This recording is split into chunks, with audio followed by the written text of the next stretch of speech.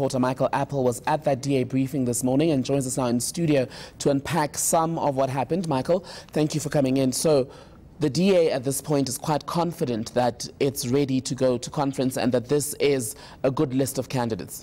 Timokile, yes. 15 positions, 4 are uncontested.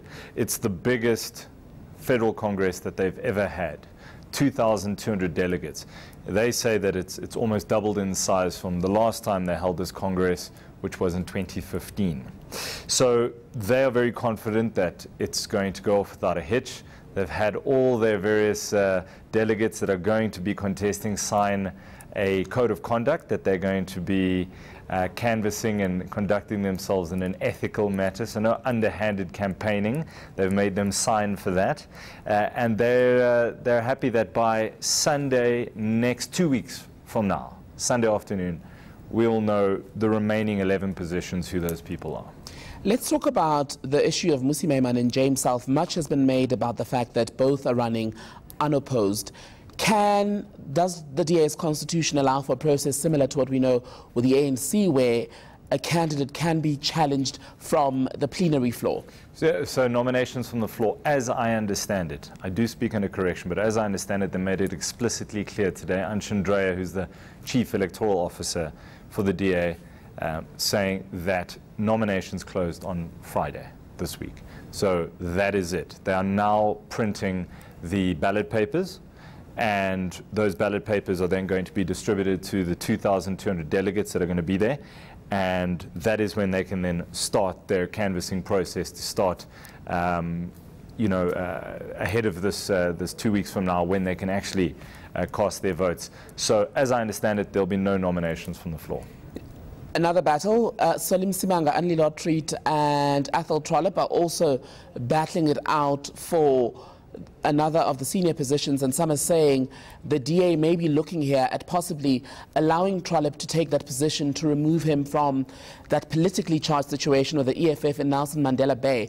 Does that seem likely at this stage? Well, is it a fait accompli that Athol Trollip is gone as Nelson Mandela Bay's mayor? I think that may very well be an admittance then that it's going to happen. You saw Julius Malema's tweets yesterday. He feels nothing for Athol Trollip. So I think the party is perhaps making room for him. He is going to be contested, though. I think Msimanga has a lot of support for that position. And of course, it is a very politically charged situation in Nelson Mandela Bay at the moment, and that sense of unity with which the DA and EFF govern in metros, that really seems to be hanging on by a pinky thread at the moment. Someone who is not at all concerned about his future is Mmusi Maimane. Just yesterday at the other briefing that you attended, he was very clear about his plans for the DA. He wants to make it more diverse. But again, today what came up was the fact issues around race, and the DA cannot seem to get beyond a point where people are saying to its leadership, it's 2018, but you still remain a party that is largely seen as one for white men, white older men in particular. I asked the question at the press conference based on an article, just to confirm its contents, based on an article in the City Press where Mmusi Maimane, the leader, is looking to transform the benches in Parliament. And to perhaps strategically cut ties with Helen Zille and the way she used to run things. And it was confirmed today, they certainly are looking for a much more representative, diverse bunch of people that are going to this Congress, that are going to be elected. And I don't think they're mincing their words about this. I think they know that they need to transform. And they are at pains to say that it is not a majority white party. Perception, reality, politics is, it's perception that matters at the end of the day. And they are battling perception at the moment. Andrea saying that, yes, there may be this perception that exists, but out of the 2,000 branches that they have around the country, interesting choice of words from her here, most of them are not white. Another thing as far as diversity is concerned that comes up when you talk DA is its treatment of black female leaders, and one of those people is Patricia de Lille.